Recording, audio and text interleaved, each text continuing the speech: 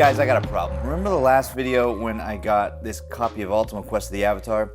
I was bidding on a couple of things on eBay. The way I normally do it is I bid on, quite a few things going on, a couple auctions, whatever, because I know that they're just going to sort of weed themselves out and people are going to bid on them and, they'll sort of fall off. And as you go, you bid on a lot of things and you say, okay, well, whatever kind of falls off, you kind of see what you're okay with. If you use multiple things in your price range, you say, okay, I'm good with this. This is fine that I've been outbid here, yada, yada, yada. So, short story long, got this copy of Ultima. I messed around and I got this copy of Ultima complete in the box. So now your boy's got a loose one and one that's complete in the box. It's not the worst problem in the world to have. We can always, a couple things we can do. We can always compare the two carts to see if there's one in a better shape. And then if we want to hang on to one copy, we can do that. And if we want to try and trade the other copy, get some trade bait going, we can do that, or we can just sort of flip it back around and resell it. If you'll remember in the last video, I got this copy of Ultima with this copy of Astyanax. And basically, for the price of both of these was, the price charting for Ultima it was less than that for both of these. Essentially, I could get rid of both of these. I could stick them back up on eBay, or I could, go to a video game store. I don't know where I'll get most bang for my buck. I'm thinking online. Some places will give you a good price. What, 60% of price charting? You can kind of set your price charting price if you do it on eBay. So I might just go back to the eBay route. Who knows? Or maybe I'll just hang on to both copies. Putting a lot of feelers out there and letting stuff weed itself out normally works. But this go round, I kind of overextended myself, and I got lucky and won all my bids. Oh, boo-hoo. Chaser won a bunch of his eBay bids. That sucks. And the son of Rad Chaser, on the other hand, he had like 4 bids in on Nintendo Power magazines. He lost every dang one of them. He goofed. And I suppose that carried on over to me, and where he, didn't succeed, I overachieved. I guess now the scales are balanced. Who knows? But that doesn't matter because he's got a boatload of Nintendo Powers that he's bringing up. This is Monday night. He's coming tomorrow, Tuesday morning, and then we're gonna have a little father-son week. And by father-son, I mean brother-brother, because we're technically brothers. But he calls himself the son of Rad Chaser for some reason. We're gonna go out and about on an adventure. So I have a complete in-box copy of Ultima Quest of the Avatar, and I thought, hey, let's take a closer look at it because it does come with this, an 84-page, full-color book of lore. Valued at $10, so saith on the box. I'm sure there's no point in time that this book of lore was ever for sale individually. However, they've assigned a value to it, so we're going to see if this is worth $10 of 1990 money. Let's take a look, shall we? Oh! Alright, here we are at the table. I've got the game right here. Here's the box, of course. It looks pretty good. It's not in the best condition, but look how cool this art looks. I love it. It's pretty sweet. Giant serpent on the front. Giant, somewhat magic user on here. So it's pretty cool. Let's check the back out. The back looks pretty sweet too. It's just kind of like a standard, it's an RPG. This is an RPG for sure. Hundreds of characters, dozens of screens, more than 2 megabits of memory. I like that. Over 100 hours of game time. That's a big game. I mean, I'd say that's a big game for an NES game. 5-year lithium battery that saves scores and play positions. 5 years. Okay, so this came out in 1990. So this is going on 35 years. So if the battery is not dead or exploded yet, I don't know. What we can do is we can pop this thing open and see what it looks like. 84-page full-color, richly illustrated hint book included. Anyway, box looks pretty sweet. So the first thing when we get the game out is here's the game. It's in a Nintendo branded sleeve. So what we'll do is we'll take this out, we'll take away this sleeve, and we'll put this on a first-party NES game. So nice Nintendo branded sleeve. It's nice to get these because typically they run a little bit more. They're a little more costly than the generic sleeves. So if you can find these for a good price, snatch it up. So here's the game. Game looking good. Label looking nice. Pretty good. Doesn't seem to be too much wear on it. not a lot of damage, which is nice. Here's the back label. Back label looks pretty sweet too. This cart is in pretty good condition, I'd say. I don't know if, and it looks like, it looks pretty clean under there too. I don't know if you can see too well there, but. So there's that. What we can do now is, you know what, I'm gonna move this stuff out of the way. Let's go like this. So we'll take the game and we'll take this out of the way. All right, here we go. The Ultima Quest of the Avatar Book of Lore. Now this thing is not in the best condition. It's okay, but you know, first things first here, the cover has become separated, so that kind of sucks. It is what it is, but you know, at least the whole thing is here, so that's pretty cool. So we're not gonna go through every page, but we'll just, you know, kind of flick through it and see what we got. Prologue. This is pretty cool art. I mean, look how this is pretty detailed drawing, you know. One fine day you wander from the city to rest in a meadow near a gently flowing stream. You lie down and you let the songs of the birds and wash over your mind. So something happens, you find an object and then you get whisked away. Something happens, so it's pretty cool. Contents. Good looking stuff here. Well, it tells you how to start up the game, tells you how to, you know, erase the game. Pretty common stuff, you know. This is pretty intuitive, even back then, I would say, but it walks you through it. This is kind of cool. They have, you know, pick your is it choose your character? I don't know. It has what the characters are, so I don't know if you get to pick who you want to start with.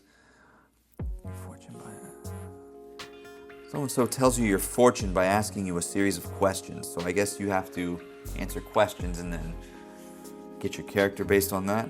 Who knows? So a lot of classes here: fighter, druid, tinkerer, paladin, ranger, shepherd.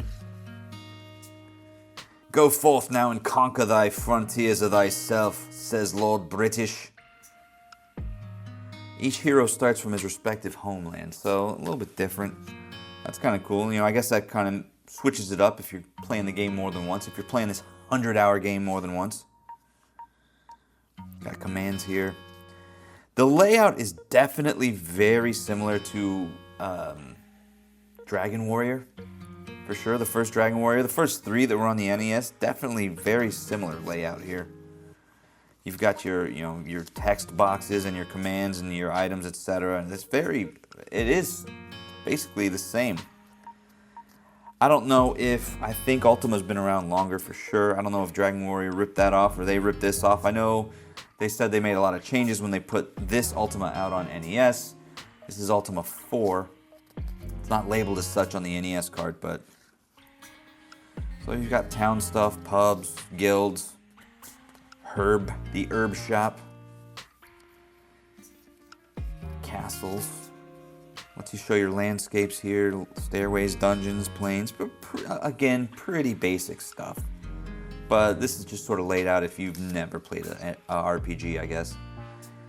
Battle commands. Retreating from battle. Monsters. They're just called insects. Slime. There you go. The slime's a little more menacing than the Dragon Quest slime. These illustrations are cool. They're a little bit different, a little more fantasy style looking. I don't hate it. Skeletons, gremlins, wisps, nixies, seahorses, ghosts. These are pretty cool illustrations. Mimic. Yeah, they're called mimics in Dragon Quest. Nice stuff. I don't know if this is every enemy, but they just showed us a bunch of enemies, though. And we've got the dungeon setting here. This is pretty cool, like this sort of 3D, simulated 3D kind of look here. Ladders, jewels, treasures, chests, altar rooms. Magic, okay, 8 ingredients. So I wonder, let's see, do you have to use ingredients to make magic? Let's see, casting magic. Casting spells requires both magic points and proper ingredients. So you need to have the ingredients to make magic. Interesting. Magic points are restored as you walk. Okay, okay, that's a little different.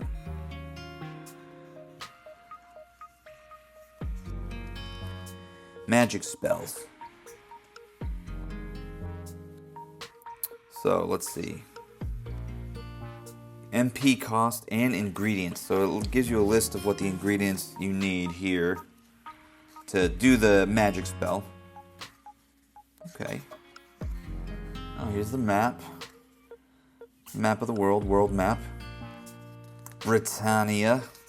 Okay, okay. Pathways of the Moon Gate. I know nothing about this game. Has anybody played this game? Let me know. Items, weapons, basic stuff, slings, staff, sword, chain armor, iron armor. Items of the Avatar. Candelabra of Love. This is pretty sweet. Riddle of Virtues. Actions to attain the 8 virtues. So my question is, I wonder if... So I guess, let's see, these different virtues, honesty, never tell a lie, this is not always easy to do. So I wonder if this is based on stuff that happens in the game and how you act. That could, that affects the outcome. That's pretty cool, a little bit different. Looks like some kid has written in stuff here. I don't mind seeing some stuff written in here by, presumably some child, some younger person. Castle maps. Lord British. So, on here, on the game, it says a Lord British game. So, I wonder what that means. I guess, is Lord British a character? I'm not familiar with the Ultima universe at all. So, if anybody has any info out there, please let me know. But if Lord British is a character in here, then he will be concerned about your quest's progress. He will raise your levels if you're ready and answer any questions. So I guess you have to talk to him. I mean, basically he's probably the guy you saved the game and all that stuff, perhaps. Cool. City of Compassion. The rune is the key to the shrine. Look, this person's written in here. Look, latitude, longitude.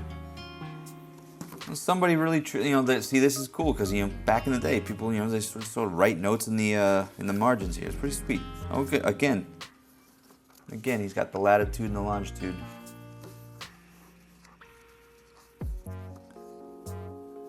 Talk to people. Sometimes you must be a bit of a pest to get somewhere. Go back and talk to people a second time.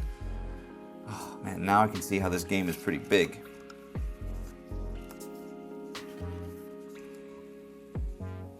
More maps. This person has written in the latitudes and longitudes of all these places.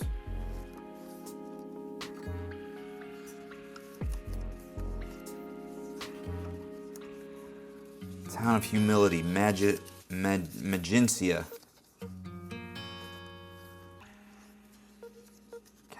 Castles. I mean, look, this basically walks you through everything, really. Well, it gives you a lot of the locations. Here we go, hints for adventure.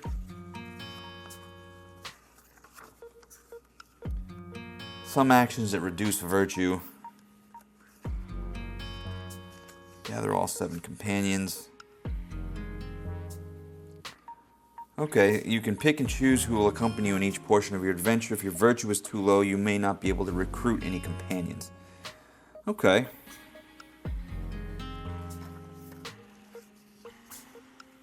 Walk through walls, ordinary walls. Hawkwind's card. Start with a character you like. Oh, here's a secret to starting with which character you want. Okay. Take ships from pirates. Now that sounds like the first Final Fantasy game. So, okay, interesting.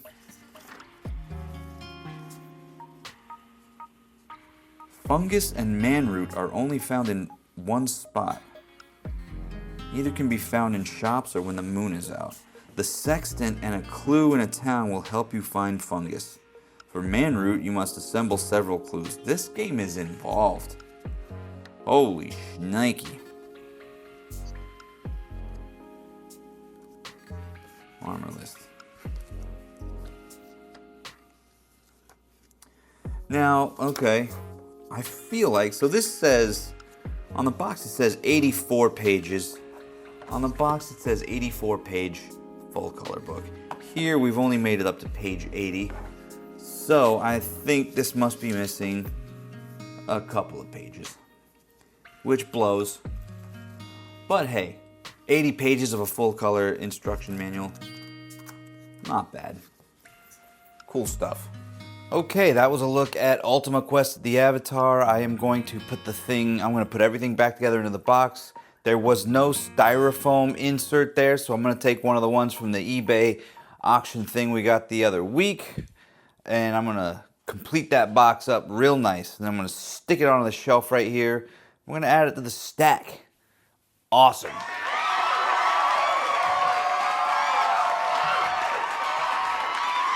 I love Rad Chaser. He is handsome and smart.